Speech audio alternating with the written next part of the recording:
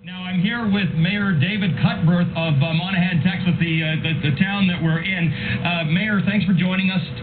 We've been asking people about the economy. We've been asking people what they're thinking about it. What's going on in this part of West Texas? What are the concerns about the economy here?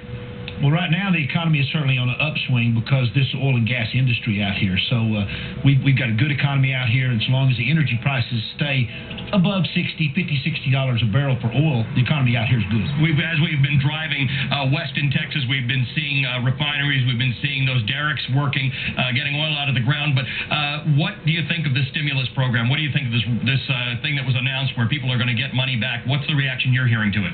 Most reaction out here is good. It's good to get a little bit of money back, and if they get it back to us by May, then it'll kick in. Hopefully we can keep, or the Congress and the President working together can keep the country going into a recession, which is very important. What do you hear? Do you think people think that we're in a recession right now? Do you feel differences in the economy, or is this a little bit insulated because of the fact that energy is such a big part of the economy around here?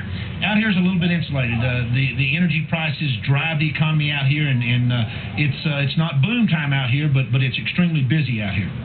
What are you hearing from people about the election, about politics, and about what the candidates have been saying? Is there some sense of people across the country seem very, very engaged in this particular election?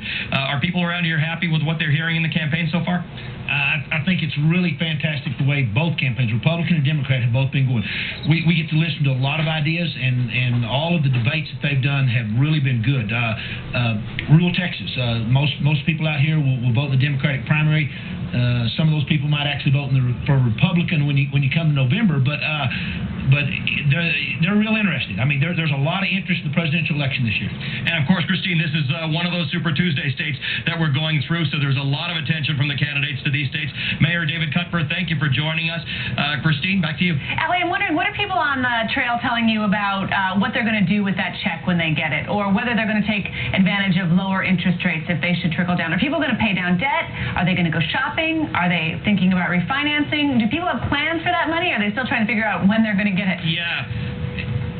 It's interesting that you mentioned that, Christine, because people have been telling me that they think that it's going to be used to pay off debt. The debt level that people are carrying is so high that they want to pay that off. Remember, if you're paying 10 or 15 or 20% debt, your return on your investment by paying that debt off is going to be a lot more than investing it in the stock market, at least for the moment. Although that may not be a good long-term strategy, that's the problem. If people take these checks and just pay off their loan, it's excellent for them. That's a good thing to do. It's not particularly excellent for the economy. Yeah, even the Fed chairman, as we reported last week, he pointed out, for people, it might be better to pay off some debt. For the economy, it's better to spend it. If you're going to spend it, he says, spend it on domestically made products so that it stays, in the U.S. economy. All right, Allie, thanks. We're coming back to you in just a minute. But up next, much more Financial Security Watch. To refinance or not to refinance, some surprising advice.